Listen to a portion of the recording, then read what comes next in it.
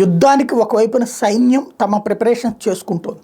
ఇప్పుడు నిన్న పరీక్షించిన ఆయుధాలు అవన్నీ సక్సెస్. ఇంకా అట్టించి పాకిస్తాన్ వైపు నుండి వచ్చిన ఏంటి, వాటిని ఒకేసారి పెద్ద ఎత్తున వస్తే ఎట్లాగా దెబ్బ కొట్టాలి, దానికి ఇంకేమి మిషనరీ, ఇప్పుడున్నటువంటి ఐరన్ డోమ్ తరహా టెక్నాలజీకి ఇంకా ఏమి యాడెడ్ అడ్వాంటేజ్ ఇవ్వాలి, అట్లాగే పాకిస్తాన్ ఏం చేయొచ్చు, ఏం చేస్తే మనం ఏం చేయాలి, ఇట్లాగా ప్లాన్స్తో ముందుకెళ్తున్నటువంటి పరిస్థితి.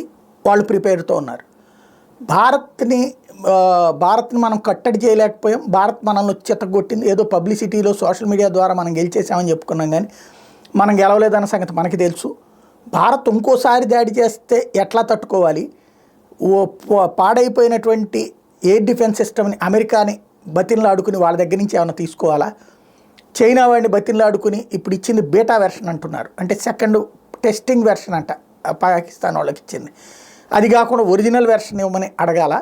ఇట్లాంటివన్నీ వాళ్ళు ప్రిపరేషన్లో ఉన్నారు, వాళ్ళ తిప్పలే వాళ్ళు పడుతున్నారు. ఇదే సందర్భంలో జ్యోతిష్కులు కొన్ని లెక్కలు వేస్తున్నారు. ఇందులో వన్ ఆఫ్ ద జ్యోతిష్యం ఏంటంటే గ్రహస్థితులు చూస్తే 2032 దాకా కూడా మహాభారత యుద్ధం నాటి పరిస్థితులు ఉన్నాయి అని చెప్తున్నారు. ఇది 2032 నాటికి పాకిస్తాన్ ముక్కలు కావడం ఖాయం అన్నటువంటిది, యుద్ధం అనివార్యంగా సాగుతుంది అన్నటువంటి లెక్కలు చెప్తున్నారు. మరి అది ఎంతవరకు వాస్తవం అన్నటువంటిది చూడాలి. అది కూడా వన్ ఆఫ్ ద ఇదనమాట.